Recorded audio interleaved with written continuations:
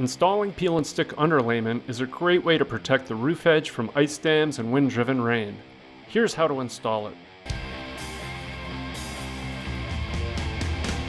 When code requires, ice and water underlayment should extend back at least 24 inches from the warm side of the wall below. Deep overhangs may require additional courses.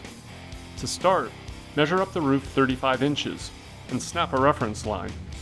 Then cut underlayment to length, 10 to 20 feet when working in pairs or shorter pieces when working alone.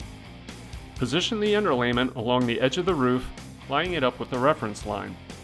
To install, peel the backing away about 12 to 18 inches and tuck it out of the way. Then, carefully fold back the adhesive side and tack the upper corner before smoothing out the rest of the section.